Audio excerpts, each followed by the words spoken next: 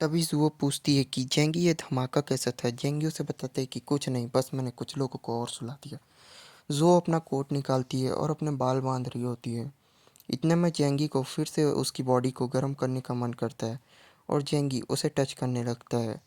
जिसके बाद वो दोनों एक दूसरे में फिर से खो जाते हैं और फिर उन दोनों के बीच होता है पूरी गर्म होने का खेल। जिसके बाद जुओ की आवाज़ अंकल यू के कमरे तक जा रही होती है और अंकल यू भी डिस्टर्ब हो रहे होते हैं, लेकिन उन्हें इससे कोई परेशानी नहीं होती क्योंकि वो जेंगी के घर में रहते हैं। अगली सुबह जुओ सोई पड़ी रहती है और जेंगी वही आदमी का मैसेज चेक कर रहा होता है।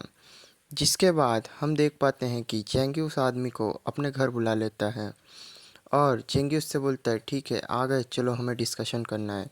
जिसके बाद वो आदमी जेंगी के सामने घुटनों के बल बैठ जाता है और उससे सारी बातें बताने लगता है कि और जिसके बाद जेंगी उससे उसका फ़ोन मांगता है। वो आदमी सच में आ जाता है कि तुम मेरा फ़ोन क्या करोगे? जेंगी बोलता है कि लाओ दो मुझे फ़ोन, मुझे तुम्हारी हिस्ट्री चेक करनी है। जिसके बाद जेंगी बोलता है कि जल्दी दो नहीं तो तुम्हें मार दूंगा। जिसके बाद वो आदमी डरते डरते अपना मोबाइल निकाल रहा होता है। जिसके बाद जेंगी उसे बंदूक के दम पे तुरंत ही मोबाइल ले लेता है और वो आदमी भी शराफत से उसे मोबाइल दे देता है। जिसके बाद जेंगी उससे तुरंत मोबाइल छीन लेता है और उसकी चैट हिस्ट्री देखने लगता है। जिसके बाद हम देख पाते हैं कि जेंगी बोलता है कि अच्छा ये बात है, ठीक है तुमने 2 महीने पहले उससे बातें की थी और ये लड़की कौन है? जिसके बाद वो आदमी बोलता है ब्रदर जेंगी, मैं तुम्हें विस्तार में एक्सप्लेन करूँगा, लेकिन मुझे पहली बात बदला चाहिए। और फिर उसके बाद जेंगी सोच में पड़ जाता है कि हो ना हो ये विला ज़रूर बहुत लग्जरियस है, तो क्यों ना आज ही इसको अपने नाम किया जाए। जेंगी काफ़ी ज़्यादा एक्साइटेड हो जाता है कि वो विला कैसा होगा और वो जबकि देश के सबसे अमीर आदमी का विला था तो वो काफ़ी लग्जरियस होना मैटर करता था। वो आदमी जेंगी को एक एक बात बता रहा होता है कि वहाँ फायर सिस्टम है, वहाँ एसिड है, वहाँ गैस है और ऐसे ऐसे सिक्योरिटी सिस्टम्स हैं। जेंगी वो सबको नोट करने के बाद बोलता है कि फाइनली इसने इतने सारे सिक्योरिटी सिस्टम बताए कि अंदर घुसना मुश्किल है, लेकिन ये काफ़ी चैलेंजिंग और एक्साइटिंग होगा। जेंगी उससे एक बार फिर पूछता है कि और कुछ तो नहीं है ना, मुझे साफ साफ बताओ, कहीं तुम मुझे धोखा तो नहीं दोगे? तभी वो आदमी बोलता है कि जेंगी भाई मुझे बस इतना ही पता है। जिसके बाद जेंगी बोलता है ठीक है, तो अब प्लान को हम अंजाम कर देंगे। जिसके बाद जेंगी उसे बोलता है कि तुम सिर्फ अपना मास्क पहन के आ जाना।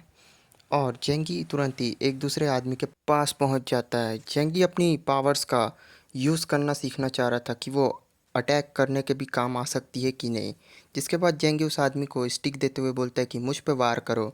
जिसके बाद वो आदमी बिना सोचे समझे जेंगी के ऊपर कूद पड़ता है और जेंगी अपना डायमेंशन गेट ओपन कर देता है। जिसके बाद हम देख पाते हैं कि वो आदमी धीरे धीरे उस डायमेंशन गेट के अंदर खिंचाता चला जाता है और पूरा ही उस डायमेंशन गेट के अंदर चला जाता है। अब हम देखते हैं कि जेंगी वहाँ आके डायमेंशन गेट के अंदर देखता है कि वो आदमी ना ही मूव कर पा रहा है ना ही कुछ कर पा रहा है। जेंगी उसे हिलाता है डुलाता है, उसकी सांसें चेक करता है, वो एकदम स्टैचू बन चुका होता है। जेंगी सोचता है कि ये पावर सिर्फ डिफेंस के लिए अच्छी है, ऑफेंस के लिए नहीं।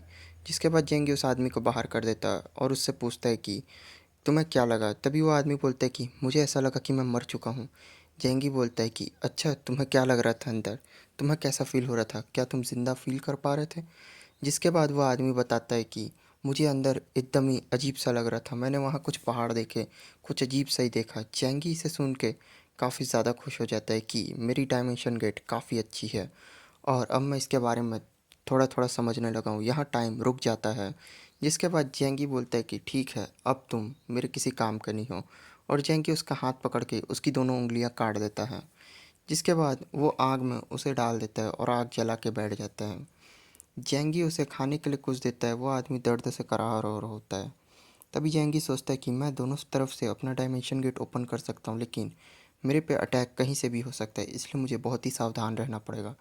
जेंगी कोई भी रिस्क उठाना नहीं चाहता था। वो उस आदमी को उसका आखिरी खाना देता है और पूछता है कि तुम्हें खाना कैसा लगा? तभी वो आदमी बोलता है बढ़िया और जेंगी एक ही बार में उसका गला काट देता है। वो आदमी जेंगी को मरते मरते बोलता है कि शुक्रिया जेंगी, तुमने मुझे मार दिया। जिसके बाद वो आराम से सो जाता है और उसके सोते ही वो इससे लग रहा था कि वो इस दुनिया से जाने के बाद एकदम ही ज़्यादा खुश है। उसके बाद जेंगी वापस जा रहा होता है और सोचता है कि ये भी बड़ा अजीब आदमी था। जो कि मरने के लिए भी शुक्रिया कह गया। खैर इसका मर जाना ही सही था। अगले दिन देखते हैं कि हम जेंगी को कि वो जाने के लिए रेडी था। तभी वो आदमी बोलता है कि जेंगी, मैं कहीं बाहर के टेम्परेचर से मर तो नहीं जाऊंगा। जेंगी समझ जाता है कि ये कुछ गड़बड़ सोच रहा है। तभी जेंगी उसे एक इंजेक्शन दे देता है और बोलता है कि डरो मत, इससे तुम्हें कुछ नहीं होगा और पॉइज़न का असर जल्दी ही ख़त्म हो जाएगा। जिसके बाद जेंगी को वो आदमी बोलता है, ठीक है जेंगी भाई, तो आज हम चलते हैं और मेरी बीवी से बदला लेते हैं। तो आई होप आप लोगों को ये वीडियो पसंद आई हो तो लाइक शेयर सब्सक्राइब सब कर देना भाई। और मे बी पॉसिबल मैं इससे और लंबा पार्ट बनाने की कोशिश करूँगा। तो थैंक्स फॉर वॉचिंग।